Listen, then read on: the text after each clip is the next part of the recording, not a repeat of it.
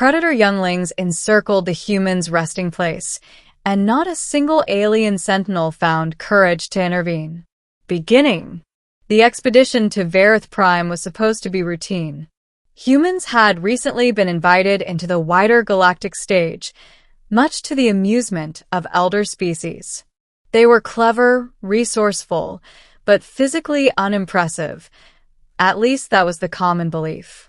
The Galactic Council had assigned a handful of human specialists to work alongside alien patrols in the dangerous outer territories, partly as a test, partly as mockery.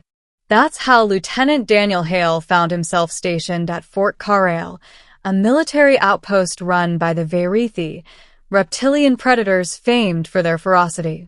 Daniel was the only human among 200 warriors, and though tolerated, he was viewed with curiosity more than respect. At night, when the fort quieted and the twin moons rose above the jungles, Daniel would lie in his small bunkhouse, surrounded by walls humming with alien machinery. He thought himself safe, watched over by sentinels on the walls. But the jungles of Varith Prime were not so easily contained.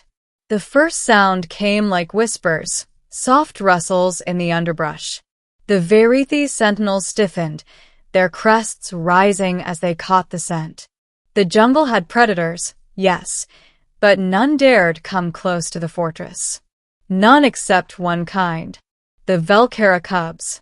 They were the offspring of the apex predators that ruled Varitha's wilderness.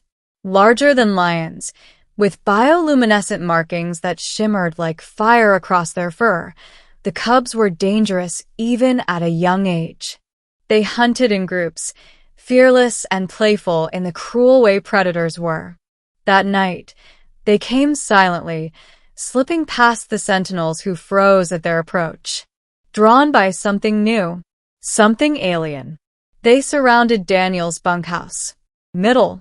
Daniel stirred in his sleep, uneasy. The air seemed heavier, the night unnaturally quiet. Then he heard it: low growls, soft chuffing noises, the sound of claws against metal plating. He sat up, blinking, and saw them through the narrow window, glowing eyes in the dark, circling. At least 6 of them. Predator cubs. Shit, he whispered. Outside, the Varithi guards clutched their weapons, but not one stepped forward. Their species had lived for millennia knowing the wrath of the Velkera. To harm a cub was to invite death from the entire pack. Even armored regiments had been torn apart when the adults retaliated. The cubs padded closer, pressing against the walls of Daniel's quarters, sniffing, growling softly. One leapt onto the roof, claws screeching against steel. Daniel's instincts screamed at him to hide, but he knew better. Predators sensed fear. Moving frantically would make him prey. So, he did the strangest thing possible. He opened the door. The sentinels gasped, their crests flattening in disbelief. No one approached Velkera cubs willingly. Daniel stepped out slowly, hands raised, heart hammering. The cubs turned toward him, luminous stripes flaring like warning beacons.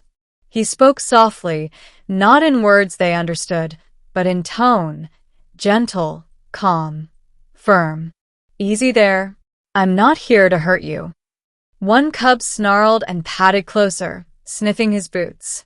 Daniel didn't flinch. He knelt instead, lowering himself to their level. The cub pressed its snout against his hand, testing his scent. The others followed, circling tighter. Daniel let them sniff, even when their teeth flashed inches from his skin. He remembered his childhood dog back on Earth, how animals responded to patience. The same rule applied here, even if the stakes were infinitely higher. And then something remarkable happened. The cub that had sniffed him first gave a short, approving huff, and lay down at his feet.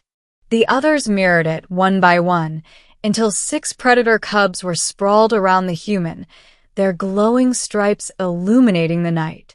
From the walls, the Varithi guards could only stare in awe. Rising conflict. Word spread quickly. By morning, the fort buzzed with disbelief. The Verithi commander, General Kavas, confronted Daniel in the mess hall. "You should be dead," the reptilian growled, his fangs bared. "No Verithi can stand among the Velkera young and live. Yet they have chosen you. Explain this." Daniel shrugged, still shaken but hiding it behind a grin. "Maybe they just liked me?" The general hissed, unamused. But even he could not deny what he had seen. From that night onward, the cubs kept returning, always settling around Daniel's quarters, guarding him like part of their pack.